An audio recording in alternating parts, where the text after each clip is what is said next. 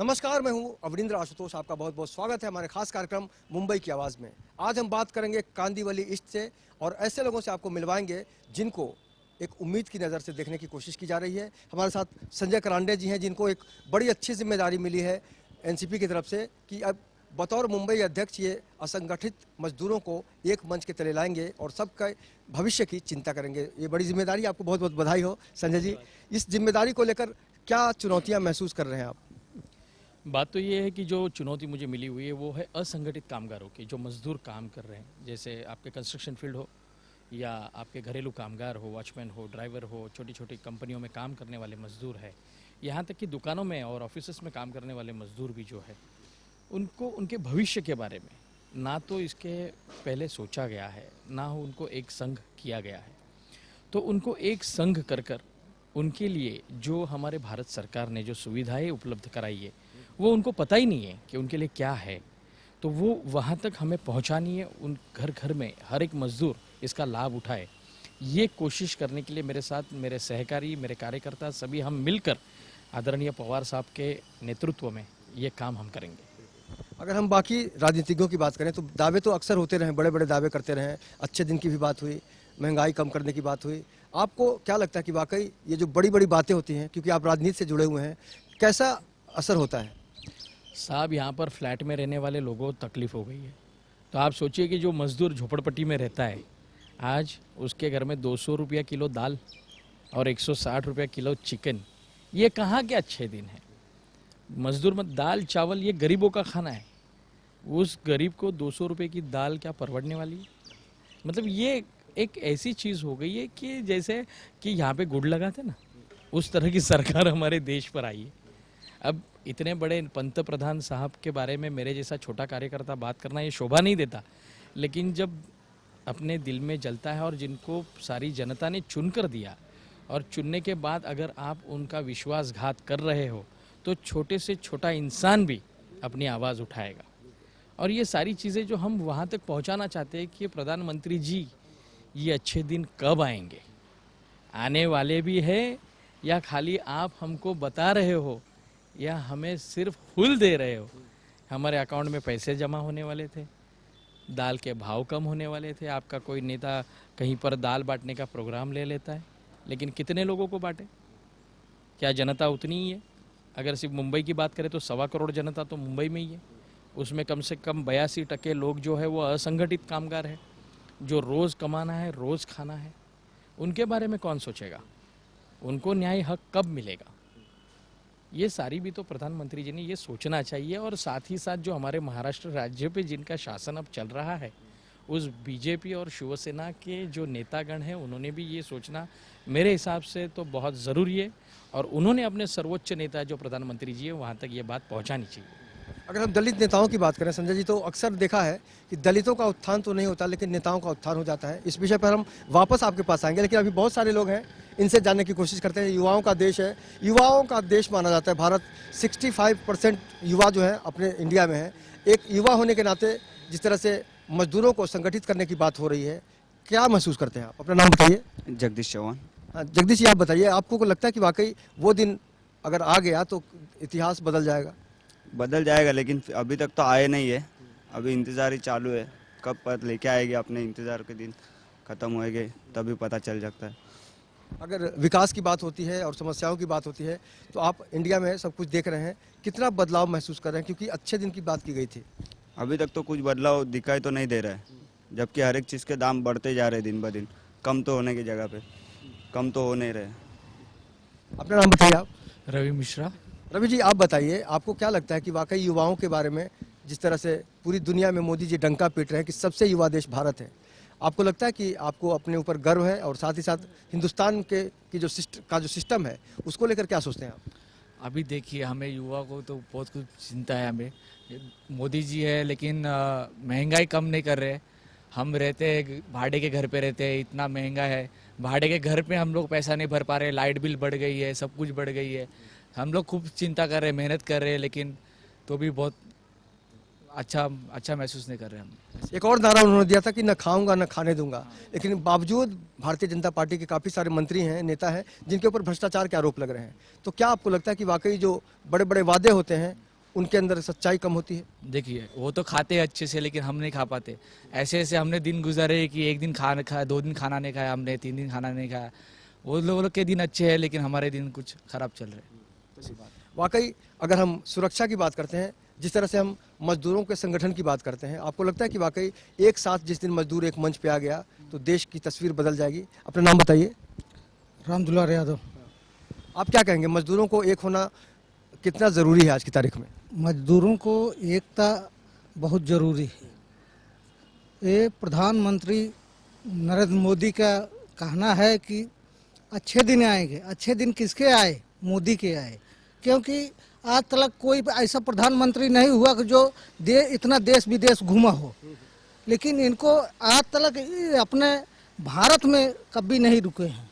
जब देखो कहीं दुबई, कहीं अमेरिका, कहीं फ्रांस, कहीं इटली, कहीं जापान, इनका डेली का नाम वो आपका हाल लेते हैं कि हम जनता की तरफ से घूम रहे हैं। हाँ, जनता के। जनता का क्या है, 200 रुपया 250 रुपया किलो दाल हो गई, और जितना सामान है सब महंगा हो रहा है, तो पब्लिक वैसे मर रही है। तो इसमें सबसे ज़्यादा ये सरकार में चोरी डकैती बलात्कारी ये सब यही सरकार में हो रही है। तो ऐसे सरकार कहाँ चलेगी? मजदूर अगर एक हो जाएंगे, जिस तरह से संजय जी ने कहा, मजदूर एक हो जाएंगे तो उनका खटिया खड़ी हो जाएगी। बड़ी बात कह रहे हैं, बहुत ही अहम बात है। मजदूर अगर एक हो जाएंगे तो कई लोगों की खटिया खड़ी हो जाएगी। ये जो नई सोच आई है इन लोगों में, संजय जी, कितना बल मिलता है इस तरह की जब बातें होती हैं? बिल्कुल छाती चौड़ी हो जाती है। 56 इंच का सीना कहा था।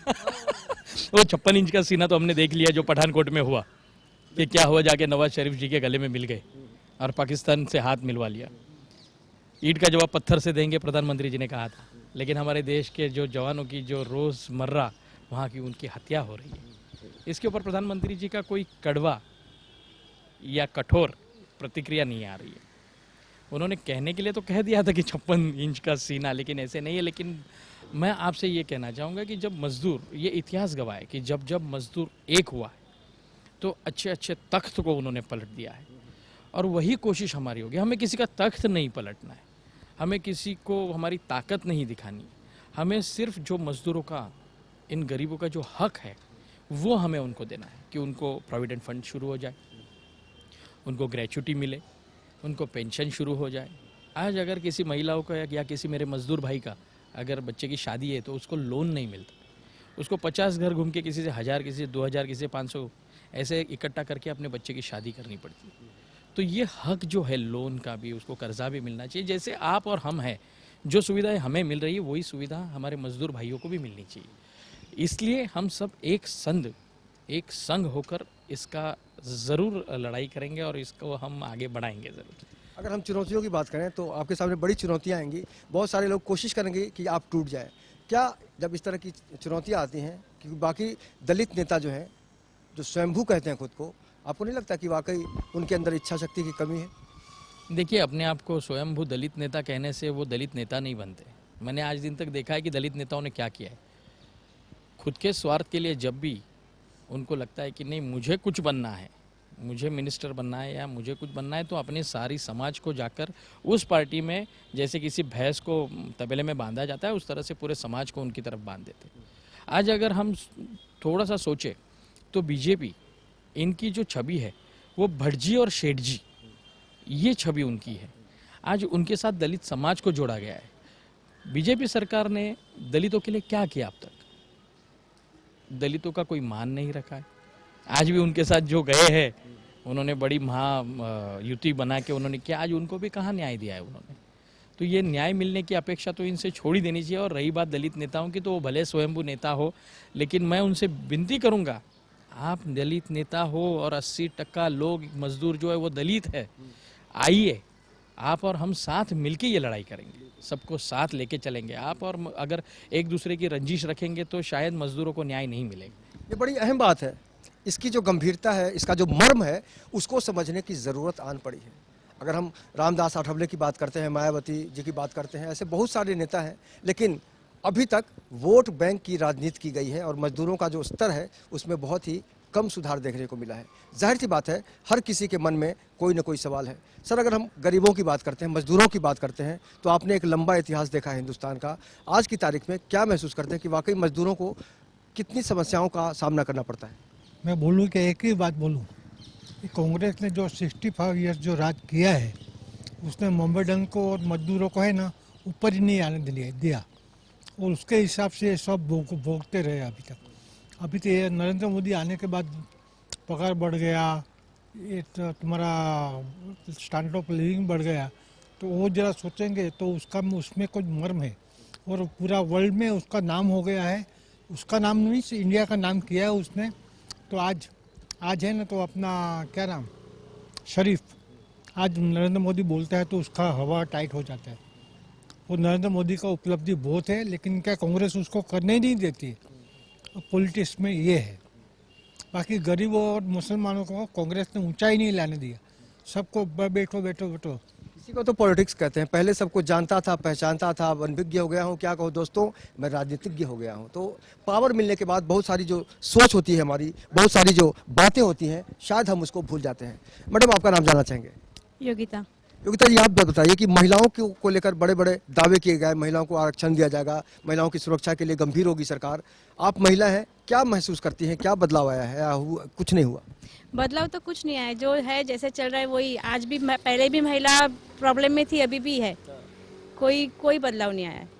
आप क्या चाहती हैं? जिस तरह से संजय जी को जिम्मेदारी मिली है, क्या उम्मीद करती हैं इनसे? संजय जी को जो मिला है काम और वो जो करने जा रहे हैं बहुत ही बढ़िया है और मैं उनके साथ हूँ। और मैं चाहूँगी जो भी ये प्रोग्राम देख रहे हैं सब इनके साथ जुड़ जाए और एक हो जाए और इनको हेल्प करे। आप हाथ उठा के सब लोग बताइएगा, आप लोग कितने लोग चाहते हैं कि संजय जी का जो सपना है वो पूरा हो? तो ये जज्बा है और निश्चित रूप से युवाओं के अंदर जो जोश होता है, युवाओं के अंदर की जो सोच होती है, उसको आप मार्गदर्शन देते हैं और यही जिम्मेदारी संजय करांडे जी को मिली है। निश्चित रूप से आपको क्या लगता है कि किन किन समस्याओं पर सबसे पहले काम करने की ज़रूरत है? जिस तरह से आपने अभी बताया पेंशन वगैरह हो, और भी बहुत सारी समस्याएं जो आ नहीं पाती हैं। नहीं, असंगठित कामगार मतलब वो होता है कि जिसका एक मालिक नहीं है, जिसके मालिक हर रोज़ बदलते हैं, इसलिए उनको ये सारी सुविधाएं देने में असमर्थता हो जाती है शायद सरकार को। लेकिन उसके ऊपर कोई स्ट्रेटेजिक प्लान जो होना चाहिए इकोनॉमिक्स से लेकर के भाई किस तरह से इसको प्लानिंग की जाए, तो वो हो नहीं रहा है। उसी चीज़ को लेकर हमने क्या किया है कि मेरे कमेटी के अंदर, मुंबई कमेटी में, मैंने यूथ और जो इकोनॉमिस्ट लोग हैं, जो इकोनॉमी समझते हैं देश की, जो लीगल है कि भाई इसमें क्या खामियां रह गई है और उसका क्या कैसे नया लॉ बनाया जाए, इस पर हम सोच विचार करके उसकी एक प्रोजेक्ट बनाकर हम महाराष्ट्र सरकार के सामने रखेंगे और उस पर ये लॉ बनाने के लिए उनको हम विनती करेंगे कि ये लॉ अब बनाया जाए। जैसे हमारे कल्पनाओं में तो बहुत सारी आइडियाज़ हैं कि हम इस तरह से कर सकते हैं मज़दूरों के लिए, ये किया तो ये होगा। लेकिन सबसे पहले बात यह है कि वो जो मज़दूर है उसको किसी पॉलिटिकल पार्टी से कोई लेना देना नहीं है। उसको रोज़ कमाना है, रोज़ खाना है। लेकिन उसको सिर्फ इतना समझ में आता है कि जो अपने लिए झगड़ा कर रहा है या अपने लिए काम कर रहा है वो हमेशा उसके साथ रहेंगे। मैं ये वोट बैंक बढ़ाने के हिसाब से मुझे ये काम नहीं करना है। तो आदरणीय पवार साहब ने जो हमें आदेश दिया है जो कि मज़दूरों के लिए काम करो, उन्होंने स्पेशली ये विभाग बनाया हुआ है कि इनके लिए काम करने के लिए हमें सख्त ताकीद दी गई है कि इन तबके के लोगों को आप साथ में लेके चलिए और इनको न्याय मिलने के लिए आप कोशिश करिए। आप देख रहे होंगे कि मेरे साथ सारे युवा है। युवाओं को इसलिए लिया है क्योंकि उनका खून गर्म है। उनको ये लगता है कि इस देश में विकास कब होगा, अगर होगा तो कैसे होगा। तो उनको मैंने यही बोला है कि जब तक तुम लोग इसमें नहीं आओगे इस देश का विकास नहीं होगा। इसलिए आइए हम मिलजुल के साथ में काम करेंगे। ना मैं तुम्हारा नेता हूँ ना तुम मेरे कार्यकर्ता हो, हम सब कार्यकर्ता हैं। हमें सबको मिलके अपने भाई बहन और जो भी अपने बुजुर्ग लोग इसमें हैं उनके लिए काम करना है।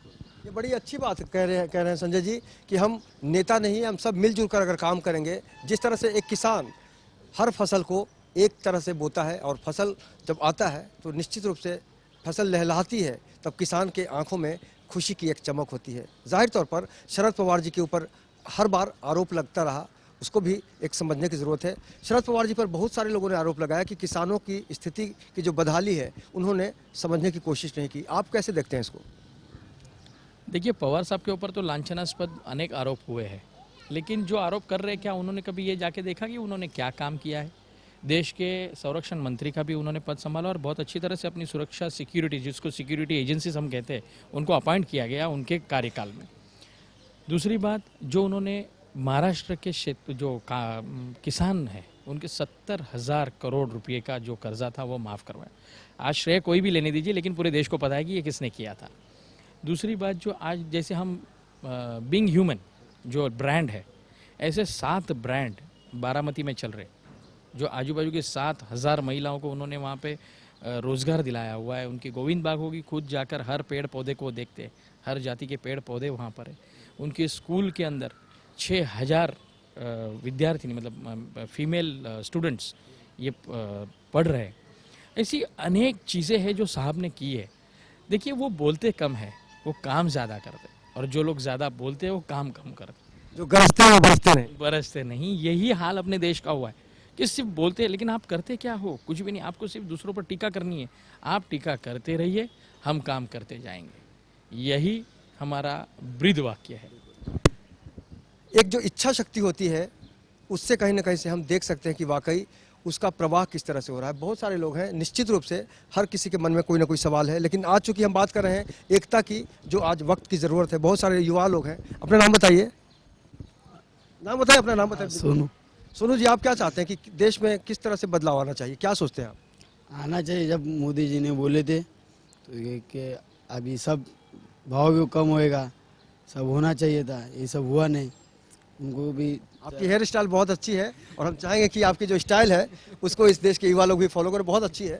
आपका नाम बताइए। अविनाश। अविनाश जी, आपने किस तरह से देखा सरकार का जो स्वरूप बदला? सरकार बहुत लंबे समय तक कांग्रेस की थी, अभी मोदी सरकार का राज चल रहा है। क्या अभी जिस तरह से संजय जी बात कर रहे हैं किसानों को एकजुट करने की, आपको क्या लगता है कि किसानों को जोड़ना कितना ज़रूरी है? किसानों को तो जोड़ना ज़रूरी ज़्यादा है, क्योंकि अभी तो ये बोले तो महंगाई तो बढ़ गई है। फिलहाल तो अपन को कैसा फिलहाल तो सबके लिए ये सब महंगाई ये सब चालू है अभी। इसी में तो मोदी जी ने कुछ किए नहीं। उन्होंने कहा था अच्छे दिन आएंगे। नहीं आए। युवाओं के बारे में क्या सोचते हैं? आपके जो दोस्त हैं, आपके सर्कल के लोग हैं, क्या बात करते हैं अच्छे दिन के बारे में? अच्छे दिन तो नहीं आए सब। ऐसे मोदी जी तो बोले कि अच्छे दिन आएंगे, पर अच्छे दिन तो नहीं आए। ये तो पर जो महंगाई है वो भी कम नहीं हुई है, और लोगों का कहना है कि अभी अच्छे दिन कब आएंगे। तो अच्छे दिन आना चाहिए कि नहीं आना चाहिए, वो अभी उन पे डिसाइड। बहुत अजीबोगरीब बात है कि अच्छे दिन का इंतजार अभी भी हो रहा है। योगिता जी, आपसे जानना चाहेंगे, आपका जो सर्कल है महिलाओं का, उनमें किस तरह की बातें होती हैं देश को लेकर? बस यही कि जो अच्छे दिन आने वाले थे अब तक तो आए नहीं, उनका ही अच्छा हो रहा है, बाकी किसी का अच्छा नहीं हो रहा है। यही बातें होती है और क्या। अगर सुरक्षा की बात करें तो सुरक्षा को लेकर क्या सोचती हैं आप? सुरक्षा को लेके तो होनी चाहिए महिलाओं के लिए तो स्पेशल, लेकिन कोई चीज़ ही नहीं हो रही है ना सुरक्षा, ना अच्छे दिन, ना कुछ भी। लेकिन जो काम संजय जी करने जा रहे हैं, अगर वो अच्छे से हो जाएगा बहुत अच्छा है, और हम उनके साथ हैं, और होंगे और आएंगे अच्छे दिन महिलाओं के लिए स्पेशली। संजय जी, मजदूरों को जागरूक करना बहुत, क्योंकि अशिक्षा की जो मात्रा है वो तो आप परिचित हैं उससे, किस तरह से उनको आप एकजुट करेंगे और जागरूकता अभियान चलाने की कोशिश करेंगे? सब ये बात तो ऐसी कि मेरे हर वार्ड के कार्यकर्ता जो है वो हम हर बिल्डिंग, हर दुकान, हर नाका, हर जगह पे हम पहुंचना चाहते हैं, और उनको ये बताएंगे, हम सामने से बताएंगे कि भाई किस तरह से हम तुम्हारे लिए काम कर सकते हैं। साहब, ये आपको बताने के पहले मैं एक चीज़ और बताना चाहता हूँ कि यहाँ पे मेरे कुछ कार्यकर्ता है जो दामूनगर से है। जो दामूनगर में इतनी बड़ी आग लग गई थी जी, ये सरकार आप देखिए कितनी फेल हो गई है इसके अंदर। आपको नहीं लगता कि उस वक्त 3800 रुपये का चेक मिला था जी, बहुत सारे लोगों के पास अकाउंट भी नहीं है जी, मतलब वहाँ पे जो लोगों को तब जो ज़रूरत थी वो नहीं मिली, और आज दिन तक नहीं मिली। आज भी मेरे पास लिस्ट आके पड़ी है कि हमको पर्दा चाहिए, बाम्बू चाहिए घर बनाने के लिए। मतलब इतनी निष्क्रिय सरकार अपनी है कि गरीबों के लिए क्या कर रही है। आज वहाँ पे मेरे सभी असंगठित कामगार है साहब, वहाँ पर सभी असंगठित है। हमारे पास इतनी पावर नहीं है कि हम सबको घर बना के दे सकते, इतना पैसा मेरे जेब में नहीं है। लेकिन उनके न्याय के लिए क्या सरकार को आगे नहीं आना चाहिए? जबकि वो सक्षम है, उनके पास फंड्स है। ये फंड जाते कहाँ है साहब? मुझे तो कभी कभी सोच पड़ जाती है कि इतना फंड जाता कहाँ है, क्यों अब तक असंगठित कामगारों के लिए जो पैसा इन्होंने जमा किया हुआ है वो जाता नहीं। केंद्र सरकार ने जब निर्देश दिए हुए तो यहाँ पे राज्य सरकार ये कह रही है कि हमारे पास शेष नहीं है। अगर सेस नहीं है तो आपने उसके ऊपर क्या कदम उठाया, आपने कौन सी ऐसी स्ट्रैटेजी बनाई कि जिससे आपके पास सेस आ जाए और आप इन असंगठित कामगारों के लिए कुछ कर सके, इनके भविष्य का और इनके भवितव्य को विचार कर सके। उनके बच्चों को आज खाने के लिए ठीक से खाना नहीं है, पहनने के लिए कपड़े नहीं है, ना रहने के लिए ढंग का घर है। आज रिलायंस जैसी कंपनी, इतनी बड़ी कंपनी है, आज जो मन चाहे वो बिल ठोक देते। किसने चेक किया है? उन्होंने क्या यूनिट्स गिने और कितना क्या क्या चार्ज लगा दे, ये चार्ज वो चार्ज वो चार्ज। आप देखिए दूसरे देशों की कितनी प्रगति हो रही और हम कहाँ आज अपने। एक दिन आने वाले दिनों में हम चाहेंगे कि एक बार मजदूरों के बीच बैठ के हम चौपाल लगाएं और उनकी भावनाओं के साथ आपका जो सपना है उसको हम जोड़ के आगे बढ़ें। हमारे सहयोगी को हम बुलाना चाहेंगे, सुनील सुराडकर लगातार आम लोगों के बीच जाते आते रहते हैं, आज उनसे जानने की कोशिश करेंगे। सुनील, आप बताइए कि अभी मजदूरों को जोड़ने की जो बात हो रही है, आप बहुत सारे नेताओं के पास आते जाते हैं, क्या महसूस कर रहे हैं कि ये कितना ज़रूरी है आज की तारीख में? और अंदर आ जाइए आप जी। आशुतोष जी, एक बात क्लियर करना चाहता हूँ कि कई संगठन मजबूत हुए कामगारों को लेकर, मगर कामगारों की जो समस्या होती है, मूलभूत जो समस्या होती है, उसके ऊपर सिर्फ राजनीति हुई है वोट बैंक को लेकर, और जो उनकी जो प्रॉपर समस्या होती है घर से लेकर बाहर तक की समस्या, उसके ऊपर कोई समाधान नहीं हुआ है। खास करके भी संजय जी ने जो मुद्दा उठाया है कि असंगठित, एक सवाल ये भी खड़ा होता है कि असंगठित मीन्स क्या? संगठित होना अलग होता है, असंगठित जो संगठित नहीं है उसे संगठित कर कर एक नई दिशा में लेके जाने की प्रयास है संजय जी की। शायद ये संगठन को और कितना मजबूत करेंगे, ये देखने वाली बात होगी। जय आशुतोष जी। बहुत सारे युवा हैं, हम आपसे चाहेंगे आप आइए, अपना नाम बताइए। मंथन। आपको क्या लगता है कि मजदूरों को जिस तरह से हम देखते हैं उनकी ज़रूरतें पूरी नहीं हो पा रही हैं, मजदूरों को तकलीफ तो होती होगी, आप कैसे सोचते हैं उनके बारे में, क्या सोचते हैं उनके बारे में? मजदूरों को सुविधा देनी चाहिए, उनको पैसा मिलना चाहिए, क्या सोचते हैं? कुछ भी बताइए। मिलना चाहिए पैसा, सुविधा भी मिलना चाहिए। आप अपना नाम बताइए। सतीश विश्वकर्मा। सतीश जी, आप बताइए मजदूरों के बारे में आप क्या सोचते हैं? सर बहुत बुरा हो रहा है उन लोगों के साथ, मेहनत बहुत करते हैं लेकिन उनको रिजल्ट नहीं मिलता। हाँ। आपका नाम बताइए, आप आइए, आपका नाम बताइए। सैमसन। आप बताइए समसन की वाकई मजदूरों की जब हम बात करते हैं, जो हमारे अन्नदाता हैं, जो हमारे लिए चाय बनाते हैं, जो हमारे लिए भाजी लाते हैं, जो हमारी रक्षा करते हैं वॉचमैन के तौर पर, उन लोगों को संगठित करने का काम बहुत बड़ी चुनौती होती है। उन लोगों के बारे में कभी आप लोग सोचते हैं, युवा वर्ग के लोग? हाँ, सोच रहे तो है। जैसे हमको आज पद मिली है तो हम करेंगे सबको एक साथ, और जो कामगार संगठित कामगार है उनको हम एक साथ जुड़ाएंगे। और किस तरह से समझाएंगे उनको, क्योंकि आप पढ़े लिखे हैं, वो बहुत ज़्यादा पढ़े लिखे नहीं हैं, तो किस तरह से समझाएंगे? जैसे कि हम लोग पहले जाके एक सर्वे निकालेंगे, सर्वे पे से मालूम पड़ेगा कितने असंगठित और कितने संगठित है। उसमें से हम बिल्डिंग या झोपड़पट्टी जिधर भी जाके सब हम लोग माहिती निकालेंगे, उसके ऊपर से फिर हम काम करेंगे उसके ऊपर। बड़ी अच्छी बात कही आपने, तालियां होनी चाहिए इनके नाम पर कि एक बड़ा सिस्टमेटिक ढंग से इन्होंने, संजय जी ने ज़रूर टिप्स दिया होगा। इस तरह के युवाओं को साथ लेकर जो बढ़ने का जज्बा है कहाँ से आया? क्योंकि आपने कहा कि गर्म खून। नहीं, बात यह है कि मैं भी बहुत मेहनत करके ऊपर आया हूँ, और कंस्ट्रक्शन फील्ड में होने की वजह से मेरे लोगों को मैं देखता हूँ कि जब वो काम करते, हम किसी फ्लैट में काम करते, तो उनके घर में अगर डॉबरमैन कुत्ता हो या किसी ब्रीड का हो ना, तो उसको भी सोने के लिए मखमली चद्दर होती है।